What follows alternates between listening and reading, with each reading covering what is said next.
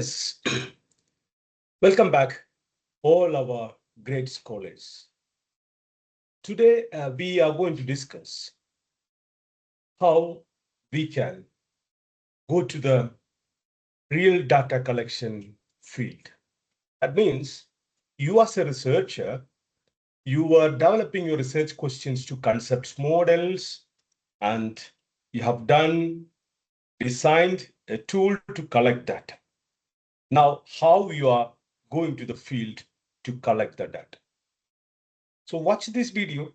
This will help you to equip yourself, to understand you in a better way, how smoothly you can do the data collection, but what are the challenges you are going to face, how everyday challenges can be translated to a next better days data collection strategy.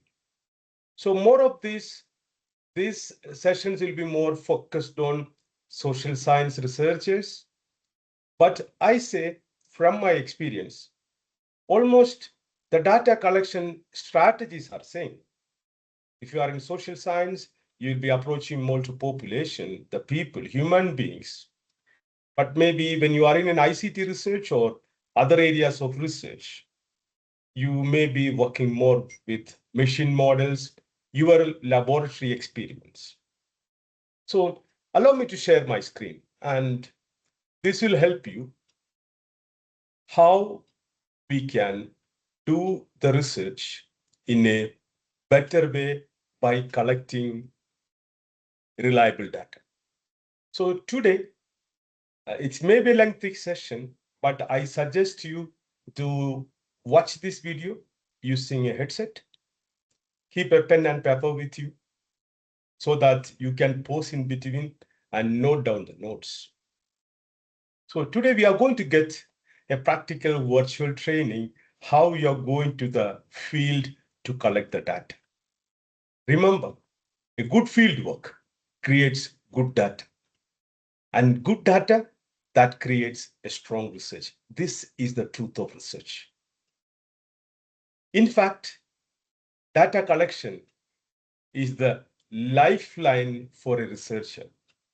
That is the real bridge that makes your research strong enough, worth, and very good quality-wise. So make sure data collection matters. Then you're going to get into the real field.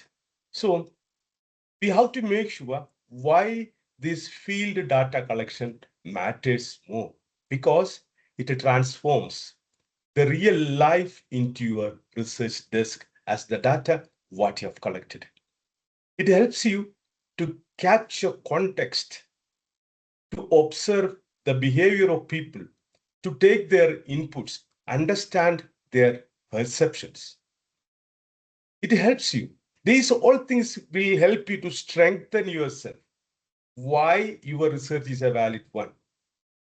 That the strength of the data, the appropriateness of the data, how you can get the real data in the field to your desk for analysis, that makes a quality research.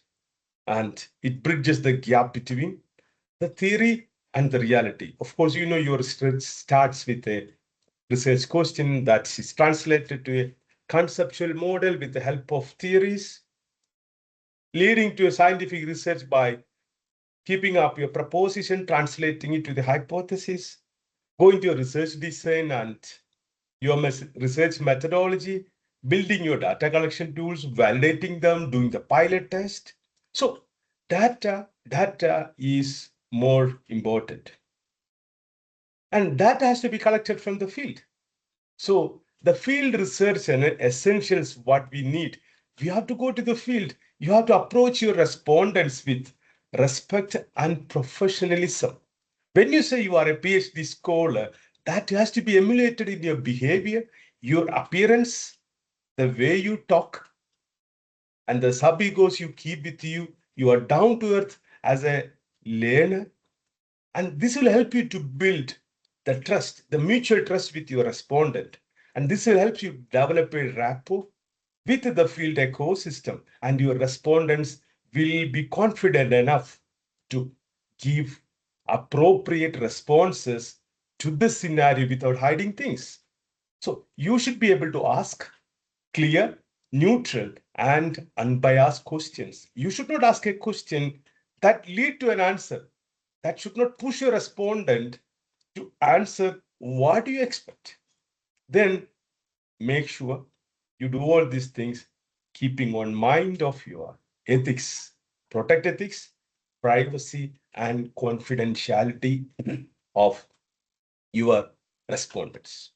So in this journey of data collection, plan. Always keep in your mind that what you plan, what are your objectives, what was your research question, what are your variables, and what you expect from your respondents. Then you prepare your tools. And I know you have good with that one. You have watched you have it with my previous session, and you know how to make the tools, take permissions, make the ethical clearance if it is required. Then the approach, what approach you are going to do. Introduce yourself, explain the study, and seek consent. If you are going to an organization, seek consent from the organization. If you are going to individual, seek consent from them. Collect data using your tools by questions, observations, and make accurate notes. You should always have the presence of mind with you. Then review, check for completeness, because when you go to the field, you'll understand you may not be able to get completed questionnaires. You may not get a time to complete because you may be interrupted in between. Your respondent may be interrupted in between. So check for completeness, consistency, and quality of the data. The quality of the data comes when you take the pace to collect the data. Then manage the data that we are going to discuss later. You manage the data, code the data, store the data, and use it for analysis using analytical tools. So the key takeaway, what we have to make sure, data is the core important part of your research. And the data what you collect should be the reality. It should fetch the reality. So the key principles of data collection, ethics, neutrality, accuracy, respect for your respondents, confidentiality, and integrity. So we have to make sure how the data is translated from reality through your observation, through the responses, and how you make that data into an analytical package.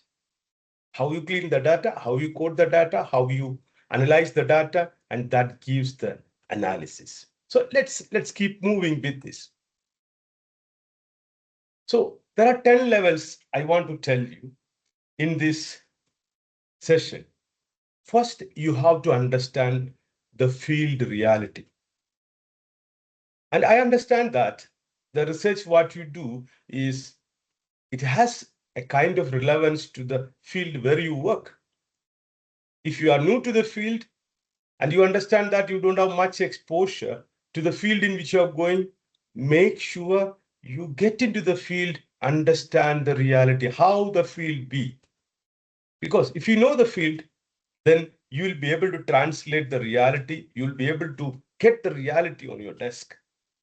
So make sure, most of the researchers think that their questionnaire will alone make them to get ample and accurate data. It is not true. Because the real data, it comes from the people. Typically in social science, the real data comes from your respondents. The respondents, the people experience, the people opinion, and their perspectives. The next thing, the behavior. I said the behavior of both. The behavior of the person who goes to collect data and the behavior of the respondent. So what people do, what they act, these all things we have to observe. Then the environment, the surroundings and the conditions that influence the response.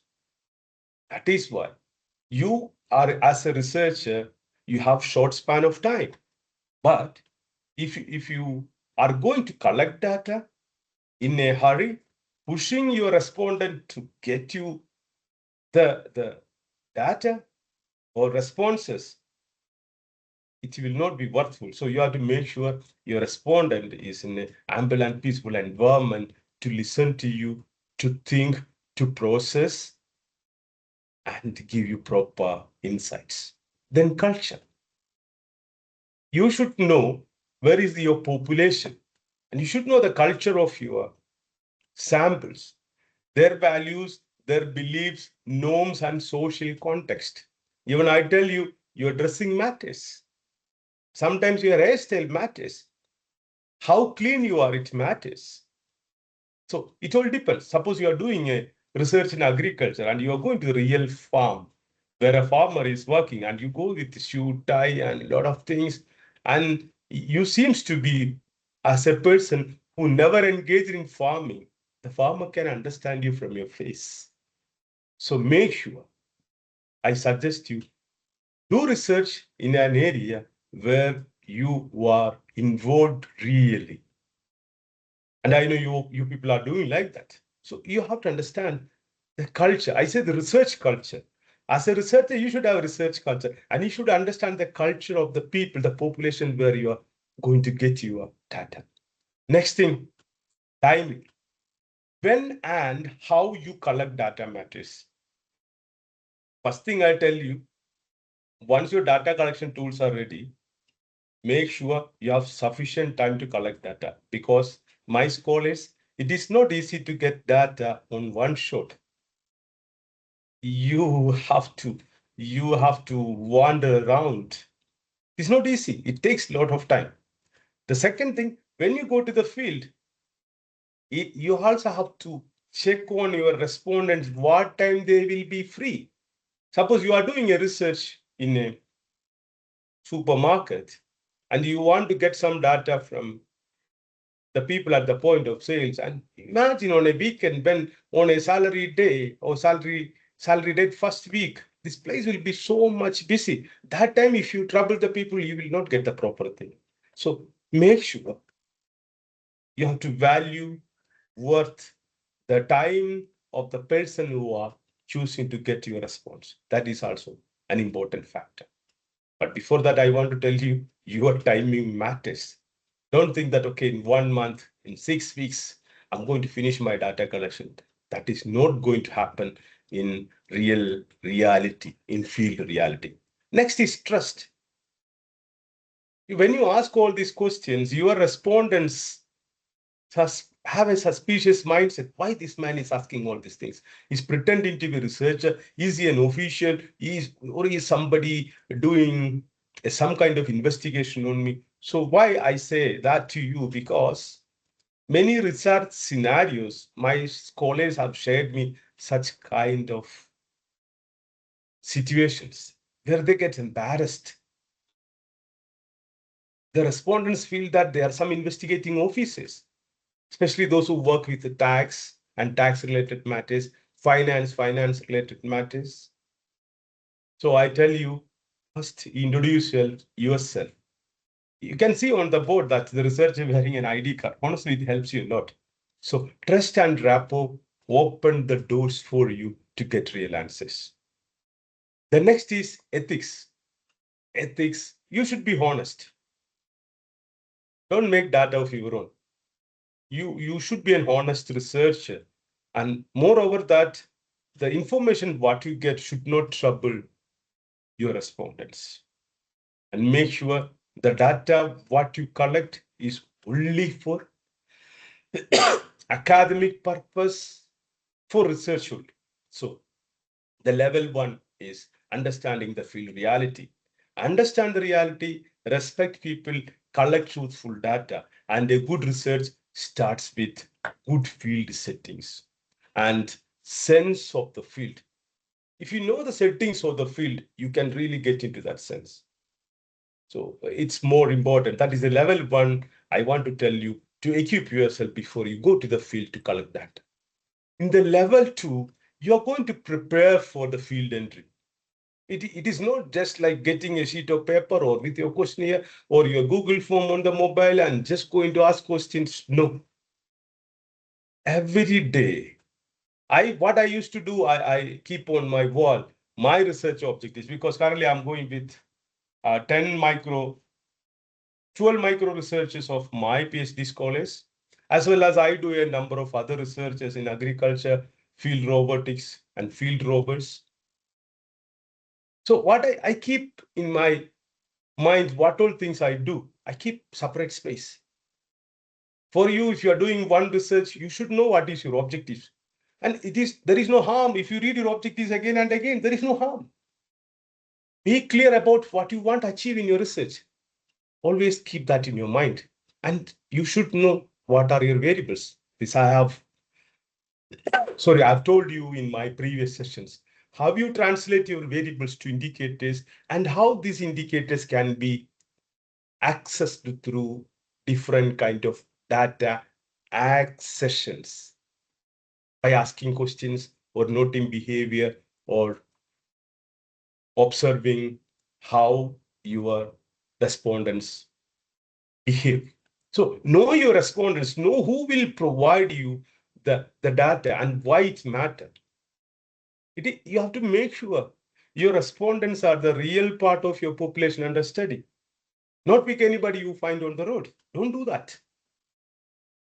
It should be somebody who can give you the reality, know your environment, understand the context, culture, and setting. So these things you should keep. You may think that now there is no difference between level 1 and level 2. Level 2 is an assertion. It is always you carry these things with you. Sometimes you forget all these things. So good preparation leads to a quality data. Either you are in Amsterdam or in Berlin or in Paris or in Copenhagen or in Miami or wherever you are. You may be in Kampala or maybe in Arua. These are some of the cities of Uganda. Or you may be at fine cities of Tanzania, or you may be in India or in Shanghai, wherever you are. Prepare well, enter with confidence, collect reality, and this will produce a reliable data. So this is the level 2 I want to tell you when you get to the field study. In level 3, understand your respondent.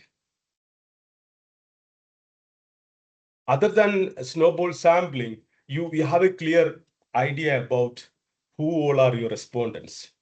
Because in snowball kind of research, you don't know who is going to be the next respondent until the respondent what you're currently having gives you an idea about who could be the next one. So, your respondents, you have to make sure they are not machines that gives you data. They are not data machines. So when you ask a question, they'll give you an answer. No. First of all, they are human beings. They have experiences and opinions. And they have their own unique stories. You should have some time to listen to them. You may be in a hurry looking at your watch. No, it doesn't work good. But you should be able to manage time also. Then human beings, as you know, they are emotional beings. So their feelings influence how they respond. I tell you in my experience, if your respondent really feel that your research is going to help him or the people in his profession or the people to which or to the business to which he is related, he will help you, or the respondent will help you. And in your field of collecting that, you might find very busy people, those who are limited time, but these people can quickly give you very good amount of stable, strong data. Sorry, they can be strong data points. So such people, you have to manage yourself, get their prior appointments, and ask for 5 minutes quickly, you can collect data. They will give you a better data. Don't create suspicious moments. People should not doubt about their intentions, the purpose. So I want to repeat that. I don't want to repeat that. Don't become suspicious. Then make sure you are culturally sensitive. You have to understand your population well.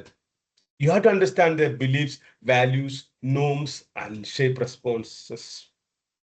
Make sure before you go to the field, understand your respondent. I say understand your population, understand your sample.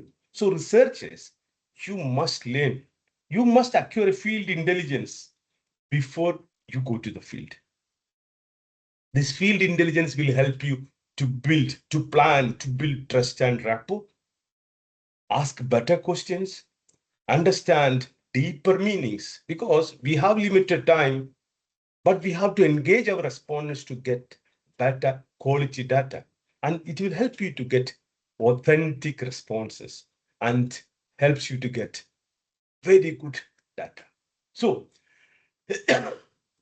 my scholars, sorry for my bad cough, my scholars, understanding the people, earn their trust, will help you to capture reality. And when you capture reality, that is reliable data, and that is a great research. In the level 4, we have to plan our field strategy, how you are going to get into the field.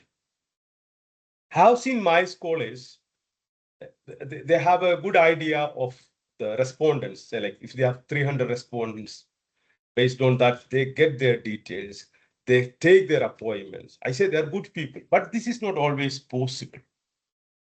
But initially to start with, you should have a good field entry strategy. You know, I remember the first day I went for collecting data, you know, it was very difficult. Even I was not able to complete one in a full way. That day by day, as you pass by, this becomes an interesting area for you. Then you know, you will get motivated. First day is very bad day for me. Some people, first day is a good day. So what do you have to do? How to approach the field and collect the real data? For that, you should have a entry strategy. You should have the capacity to get connected with people, to network with people. Because a good entry builds a better trust. And if there is a better trust, you get truthful data. But you know, you understand that the first initial days of data collection is not easy. Like stage fear, you will have that things, you will face all these things, how to start, how to introduce. So what I say, practice yourself. Try to do with some of your close relatives and people, practice it at home. Introduce yourself, do a self presentation, give an ethical briefing, purpose of the study, take a consent. Are you ready? Don't force people. Then trust creation. Create the trust. Remain neutral. That is more important factor. Don't think that your respondents will admire you as a PhD. No, they have their own idea. And when you ask pertinent question, they will think, why this person is asking me such questions? Always reveal your identity. In the board, you can see. So this is the background of the city. I lived in 2003, 4, and 5.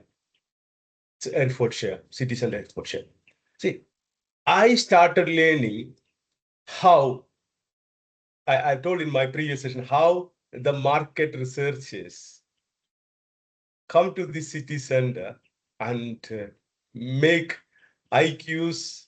They look at you, then if you smile, they will come and ask you, are you interested to give me, to help with me a survey? Now, I participated in many surveys. Some surveys, they will not say, no, we are not the kind of person we are looking for.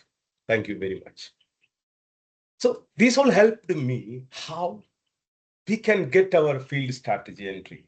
So this you have to make sure this is more important. Introduce yourself.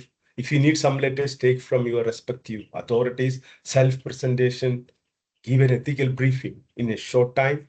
Take consent. If you're a person or an organization, build that trust and remain neutral. Don't ask biased questions.